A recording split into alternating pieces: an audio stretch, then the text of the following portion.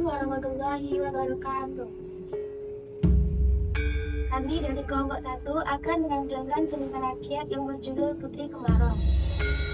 Saya Nela Sang Putri sebagai narator, Muhammad Nazir Hasibuan berperan sebagai raja, Nurfaiza Hasibuan sebagai putri raja, Della Suningsi sebagai rakyat 1, Esa Siregar sebagai rakyat 2, Arini Alma Mawaddah Nasution sebagai rakyat 3, Angelina Syarina sebagai pengawal, Yesia sebagai pengawal, dan Indah Yohana sebagai ibu.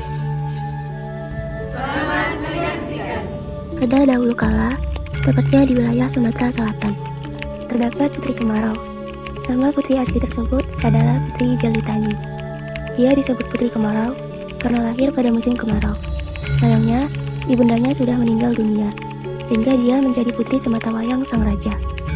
Raja tersebut adalah raja yang bijaksana. Negeri yang dipimpinnya begitu tentram dan makmur. Namun, pada suatu ketika, negeri tersebut dilanda musim kemarau yang begitu panjang. Bagaimana ini? Apakah kamu sudah mengamati negeri beberapa bulan ini? Ya, negeri ini sangat menyedihkan baik rakyat yang mengeluhkan tentang musim kemarau ini dan ladang kurang air. Tidakkah kamu berpikir sebaiknya tidak menghadap raja saja agar beliau menangani masalah ini? Ya, aku setuju, ayo kita segera ke istana. Dalam perjalanan, mereka bertemu dengan rakyat yang lainnya. Rakyat tersebut ikut bergabung menuju istana untuk bertemu dengan raja.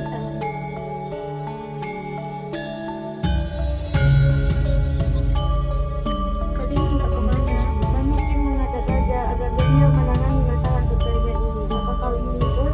Ya, aku ikut. Sawahku juga kering akibat musim kemarau. Mereka berjalan ke istana.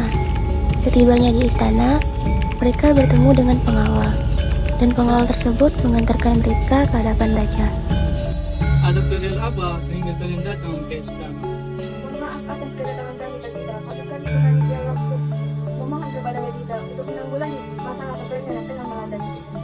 Baiklah, sebenarnya aku juga memikirkan tentang masalah kekeringan ini. Siang ini aku sudah mengundang para peramal untuk berkumpul di istana dengan tujuan untuk mencari jalan keluar atas masalah. Baiklah, kalian boleh kembali. Baiklah, Baginda. Pada siang harinya, peramal yang telah diundang oleh raja datang ke istana. Mohon maaf, Paduka. Apa gerangan Paduka memanggil saya kemari?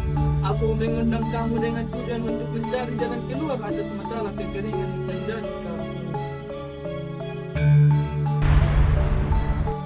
Mohon maaf, Baginda. Saya tidak dapat menemukan solusi atas masalah ini. Lalu, siapakah yang bisa mengatasi masalah ini? Maaf atas keterbatasan pengetahuan saya, Baginda. Baiklah, kamu boleh kembali. Para peramal meninggalkan kerajaan. Sementara itu, raja dan para pengawal berkumpul di ruang pertemuan. Aku merasa sangat bersalah kepada rakyatku. Aku tidak mampu mengatasi penderitaan mereka. Ampun, Baginda. Saya telah mendengar tentang seorang peramal sakti. Peramal itu sangat jauh dari kerajaan ini dan sangat terbaik. Benarkah? Aku harap dia dapat memberikan aku solusi untuk mengatasi masalah ini. Segera siapkan kereta, aku akan menuju ke desa itu. Raja segera bersiap-siap untuk menemui peramal yang dimaksud.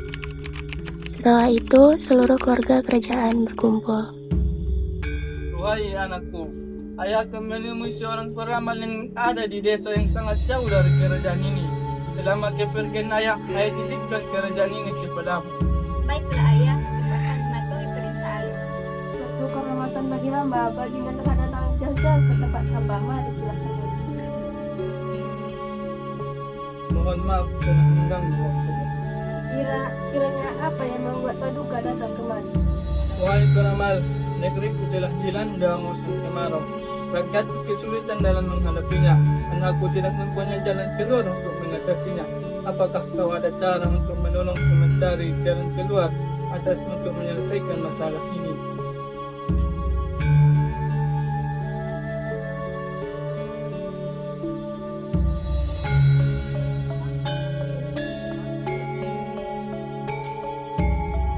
Baginda, ada petunjuk yang akan membawa masalah tersebut keluar dari negeri Paduka. Petunjuk tersebut akan segera muncul melalui mimpi sang putri. Coba silahkan Baginda tanya kepada sang putri. Baiklah, peramal. Aku akan menanyakannya kepada putriku. Terima kasih telah membantuku. Sang raja pun meninggalkan rumah peramal. Setelah sampai di kerajaannya, raja kemudian menemui putrinya. Anakku, ayah sudah menemui seorang peramal yang ayah ceritakan tempoh hari kepadamu. Dia mengatakan bahwa petunjuk masalah tentang kekeringan ini akan datang dalam mimpimu. Bukankah engkau bermimpi mengenai hal tersebut, wahai anakku? Mohon maaf ayah, saya belum mengalami mimpi tersebut. Akan tetapi alangkah baiknya jika masalah ini kita serahkan saja kepada Tuhan. Benarlah perkataanmu, wahai anakku. Ayah, maafkan ayah. Ayah sudah sadar yang apa yang ayah seharusnya lakukan. Malam pun tiba. Sang putri tertidur di kamar pribadinya. Saat tidurnya itu, putri bermimpi bertemu dengan ibunya. Wahai putriku, apakah yang dialami oleh negeri ini akan segera berakhir apabila ada seorang gadis yang bersedia menceburkan dirinya ke dalam lautan? Putri segera terbangun dari tidurnya. Raja juga masuk ke dalam kamar putri kemarau untuk menenangkannya. Ada apakah anakku? Ayah, aku mendapatkan mimpi. Dalam mimpi tersebut aku bertemu dengan ibunda. Ibunda mengatakan bahwa yang tengah dialami oleh negeri ini akan segera berakhir apabila ada seorang gadis yang ingin menceburkan dirinya ke laut. Jika memang begitu, mari kita berikan pengumuman kepada rakyat tentang hal ini. Ayah juga akan mengadakan sayembara seorang gadis yang rela berkorban untuk kerajaan ini.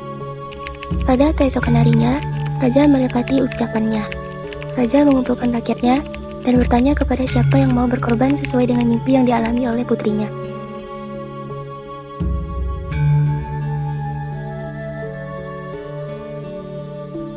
Wahai rakyatku, adakah dari kalian yang bersedia mengajukan diri untuk amanah ini? Mohon maaf ayah, saya rela mengorbankan diri saya demi kemakmuran seluruh rakyat yang ada di sini. Jangan anakku, engkau adalah satu yang aku miliki dan engkau pun yang akan meneruskan kerajaan ini. Tidak ayah, mungkin saja ini adalah takdir saya. Jika memang begitu, tegakmu, nanti malam mari kita di laut. Malam pun datang.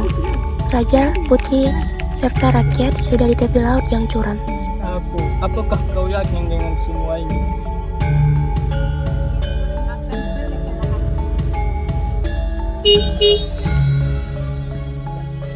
Tidak, anakku.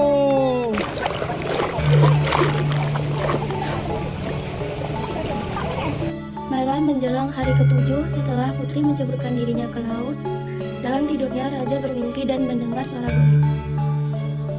Pergilah ke tepi laut dan temui putrimu. Raja terbangun dan menemui rakyatnya kembali. Hai rakyatku, mari kita bilang sekarang. Ada kalian datang ke orang tua kita.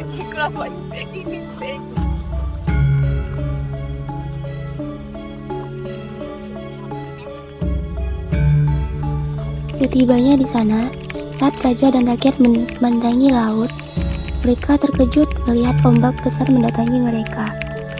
Dan ketika ombak tersebut habis, sang raja terkejut melihat sosok perempuan berjalan mendatanginya. Raja terkejut bercampur bahagia melihat sosok perempuan yang datang tersebut ternyata adalah putrinya.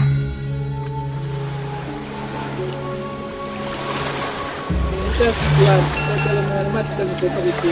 Mengawal seluruh bawah putri.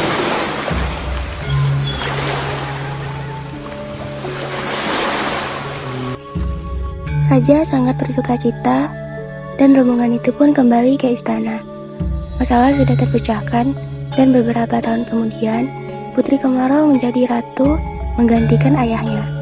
Ia memerintah dengan bijaksana sehingga rakyatnya bisa hidup dengan tentram dan makmur. Jadi pesan moral dari cerita Ratu Putri Kemarau adalah tentang pengorbanan dan kebaikan hati. Putri Kemarau rela mengorbankan dirinya untuk menyelamatkan rakyatnya dari kekeringan, menunjukkan bahwa kebaikan hati dan pengorbanan dapat membawa kebahagiaan dan kemakmuran bagi orang lain.